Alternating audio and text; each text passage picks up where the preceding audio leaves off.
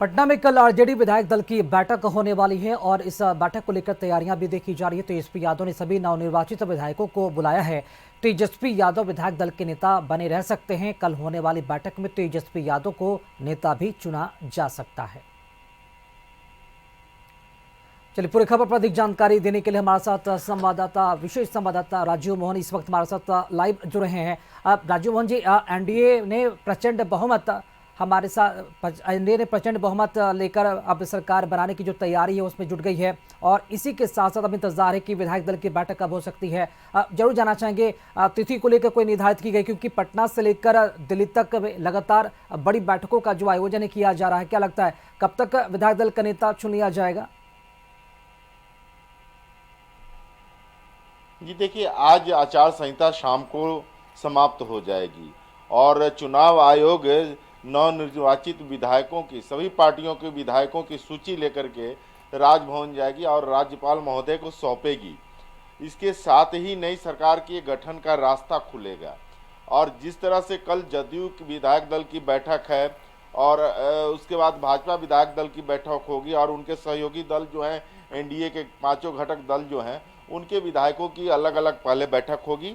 उसके बाद एक संयुक्त बैठक एनडीए की होगी और इसकी कवायद शुरू हो गई है। चूँकि संयुक्त बैठक को लेकर के पहले ये रूपरेखा तैयार किया जाएगा कि कब बैठक तैयार हो और कब सरकार गठन के लिए बोला जाए।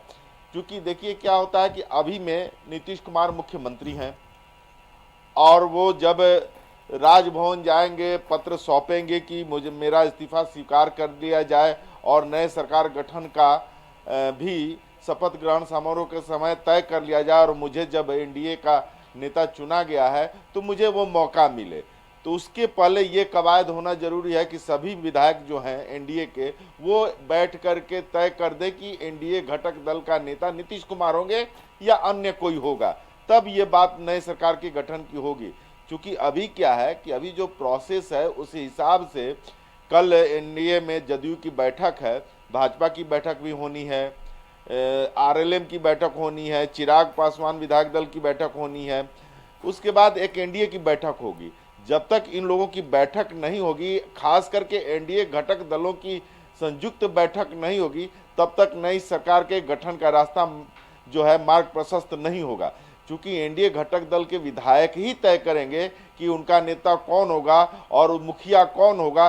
तब वो लेटर लेकर के वो मुखिया कुछ लोगों के साथ राजभवन जाएंगे और वो अपना पत्र सौंपेंगे कि हमारे पास मेजॉरिटी है, हमारे पास संख्या का आंकड़ा है, मुझे सरकार बनाने का अनुमति दिया जाए और हमें आमंत्रित किया जाए ओथ के लिए। तब राजभवन से लेटर इशू होगा कि इस तारीख को इतने बजे आप इस स्थल पे आप अपना ओथ लेने आइए।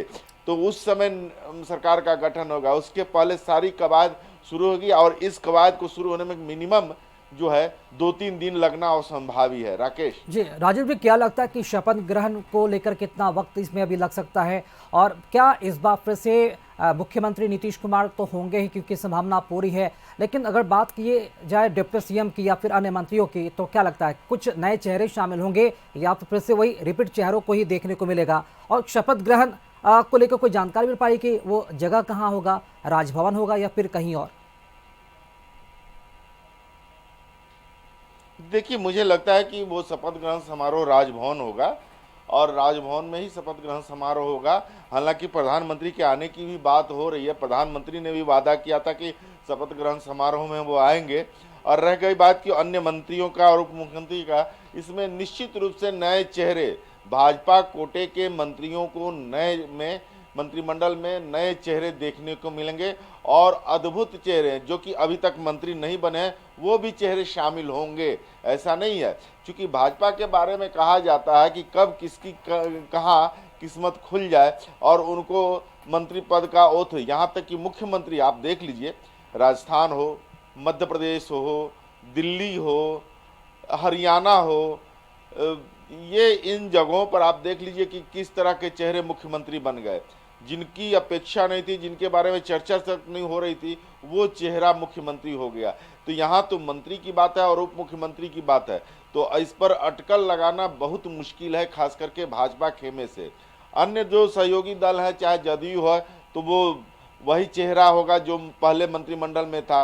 आप आरएलएम में एक हो सकता है कि आरएलएम के 4 विधायक जीते हैं तो उनको एक मौका मिल सकता है, क्योंकि 6 विधायक पर एक मंत्री पद देने की बात हुई है, जिसके जैसे 19 विधायक हुए चिराग पासवान के, तो उनको 3 मंत्रिमंडल में 3 पद मिल सकता है। उसी तरह जीतनराम मांझी की पार्टी हम है, उनके भी 5 विधायक जीते हैं, तो उनको एक मंत्रिमंडल में जगह मिलना स्वाभाविक है।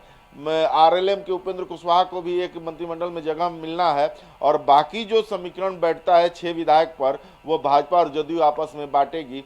और ओथ की बात कर ले तो ओथ मुश्किल माने संभवतः अगले सप्ताह यानी सोमवार से, जो कल से जो शुरू हो रहा सप्ताह, उस सप्ताह में पूरी कर ली जाएगी ये प्रक्रिया, और मुझे लगता है कि शपथ ग्रहण समारोह भी हो जाएगा। जी राजीव जी, ये तो एनडीए की बात कर लिए हम लोग, लेकिन अब बात की जाए महागठबंधन की करारी हार के बाद खामोशी नजर जरूर आ रही है। क्या लगता है, क्योंकि अब महागठबंधन के अंदर भी विधायक दल के नेता भी चुना जाना है, क्या हलचल देखने को मिल रही है? कब तक नेता चुन लिया जाएगा, और क्या इस बार फिर से तेजस्वी यादव ही रहे, क्योंकि 25 सीटें क्योंकि सभी पार्टियों से महागठबंधन में सहयोगी दलों से सबसे ज़्यादा सीटें तेजस्वी यादव को आई है, तो क्या वो इस बार फिर से बने रह सकते हैं नेता प्रतिपक्ष?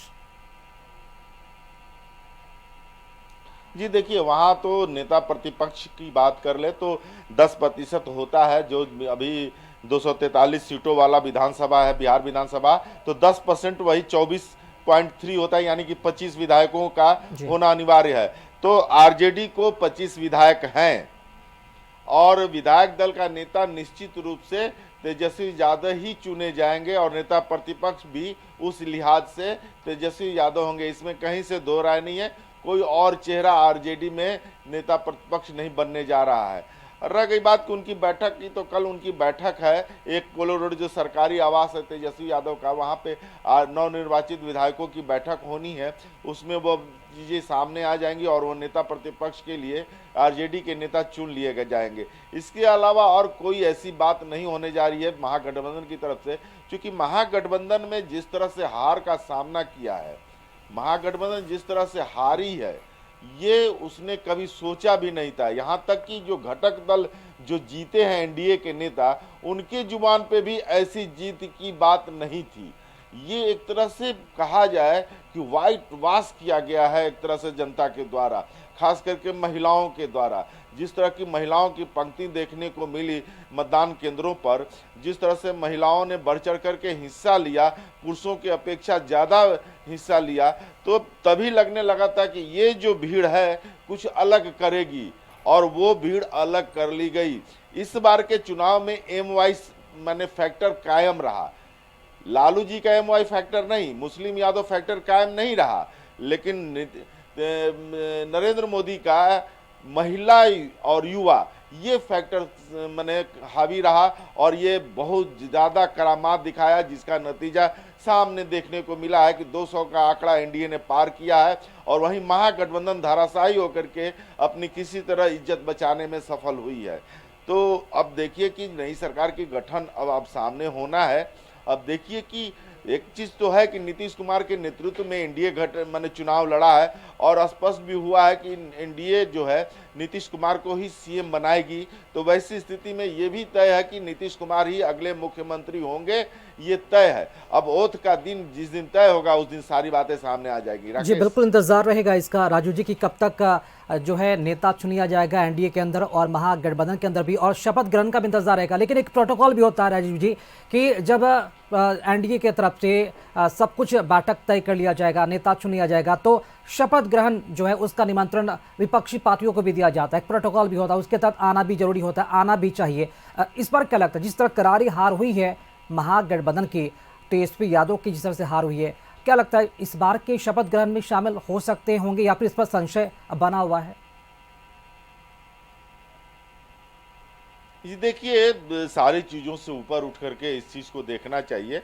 हार जीत लगा रहता है, कभी आप सत्ता में रहते हैं, कभी आप विपक्ष में रहते हैं। अब आपको जनादेश विपक्ष का मिला है, और जब मुख्यमंत्री शपथ ग्रहण समारोह होगा तो उस समय विपक्ष को भी आमंत्रण जाएगा, और विपक्ष के लोग आते रहे, ऐसा नहीं है कि नहीं आते रहे, लेकिन इस बार देखना होगा कि इस हार को वो किस तरह से देखते हैं, अपनी ऊर्जा के रूप में देखते हैं या फिर अपनी हताशा के रूप में देखते हैं। जैसे मैंने आज एक तस्वीर मैं देख रहा था सोशल मीडिया पे, सिवान से मंगल पांडे चुनाव जीते हैं और उन्होंने अवध बिहारी चौधरी जो कि आरजेडी के विधायक हुआ करते थे और विधानसभा के अध्यक्ष भी रहे हैं और वरिष्ठ नेता भी रहे हैं, उनको हराया है। लेकिन जिस तरह की एक तस्वीर सामने आई उसमें मंगल पांडे अवध बिहारी चौधरी के आवास पे जाते हैं, उनसे मुलाकात करते हैं, उनसे कुशल क्षेम पूछते हैं और आश्वासन भी देते हैं। तो ये एक तस्वीर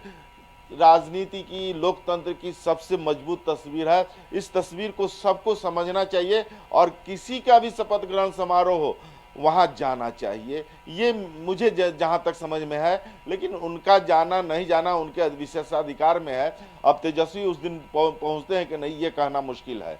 राकेश जी चलिए, बहुत शुक्रिया आपका राजीव जी, खबर पर जानकारी देने के लिए आपका। तो कई सारे सवाल अभी भी बने हुए हैं, क्योंकि बात की जाए एनडीए की या फिर महागठबंधन की, क्योंकि एनडीए में अब तक विधायक दल का नेता नहीं चुना गया, लेकिन उसके पहले बीजेपी में अंदर विधायक दल का नेता चुना जाएगा, जेडीयू के अंदर विधायक दल का नेता चुना जाएगा और उसके बाद एक सामूहिक बैठक हो सकती है जिसमें एनडीए के एक साझा रूप से विधायक दल का नेता चुना जाएगा। तो दूसरी तरफ खबर यह भी है कि एक बार फिर से तेजस्वी यादव जो हैं महागठबंधन का नेता बन सकते हैं। इस बैठक में फैसला लिया जा सकता है, इंतजार इसका रहेगा।